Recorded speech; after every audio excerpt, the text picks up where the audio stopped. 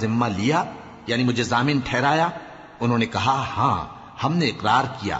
فرمایا کہ تم اس عہد و پیمان کے گواہ رہو اور میں بھی تمہارے ساتھ گواہ ہوں۔ اب جو لوگ اس کے بعد پھر جائیں تو وہی بد کردار ہیں۔ پھر کیا یہ کافر اللہ کے دین کے سوا کسی اور دین کے طالب ہیں؟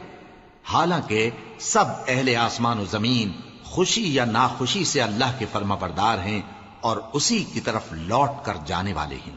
کہو کہ ہم اللہ پر ایمان لائے اور جو کتاب ہم پر نازل ہوئی اور جو صحیفے ابراہیم اور اسماعیل اور اسحاق اور یعقوب اور ان کی اولاد پر اترے، اور جو کتابیں موسیٰ اور عیسیٰ اور دوسرے انبیاء کو پروردگار کی طرف سے ملیں، سب پر ایمان لائے۔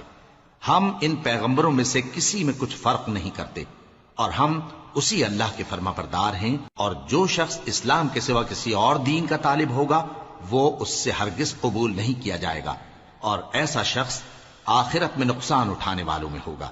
اللہ ایسے لوگوں کو کیوں کر ہدایت دے جو ایمان لانے کے بعد کافر ہو گئے اور پہلے اس بات کی گواہی دے چکے کہ یہ پیغمبر برحق ہے، اور ان کے پاس دلائل بھی آ گئے، اور اللہ بے انصافوں کو ہدایت نہیں دیتا۔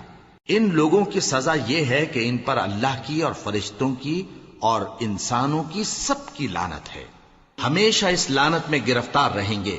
ان سے نہ تو عذاب ہلکا کیا جائے گا اور نہ انہیں مہلت دی جائے گی۔ ہاں جنہوں نے اس کے بعد توبہ کی اور اپنی حالت درست کر لی تو اللہ بخشنے والا مہربان ہے۔ جو لوگ ایمان لانے کے بعد کافر ہو گئے پھر کفر میں بڑھتے گئے، ایسوں کی توبہ ہرگز قبول نہیں ہوگی، اور یہ لوگ گمراہ ہیں۔ جو لوگ کافر ہوئے اور کفر ہی کی حالت میں مر گئے، وہ اگر نجات حاصل کرنی چاہیں اور بدلے میں زمین بھر سونا دیں تو ہرگز قبول نہیں کیا جائے گا۔ ان لوگوں کو دکھ دینے والا عذاب ہوگا اور ان کا کوئی مددگار نہیں ہوگا۔ مومنوں، جب تک تم ان چیزوں میں سے جو تمہیں عزیز ہیں اللہ کی راہ میں خرچ نہ کرو گے، کبھی نیکی حاصل نہ کر سکو گے، اور جو چیز تم خرچ کرو گے اللہ اس کو جانتا ہے۔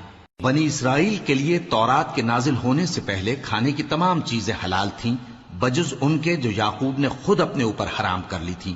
کہہ دو کہ اگر سچے ہو تو تورات لاؤ اور اسے پڑھو، یعنی دلیل پیش کرو۔ اب جو اس کے بعد بھی اللہ پر جھوٹے افطرا کریں تو ایسے لوگ ہی بے انصاف ہیں۔ کہہ دو کہ اللہ نے سچ فرما دیا، پس دین ابراہیم کی پیروی کرو جو سب سے بے تعلق ہو کر ایک اللہ کے ہو رہے تھے اور مشرکوں میں سے نہ تھے۔ سب سے پہلا گھر جو لوگوں کی عبادت کرنے کے لیے مقرر کیا گیا تھا وہی ہے جو مکے میں ہے، بابرکت اور جہان والوں کے لیے موجب ہدایت۔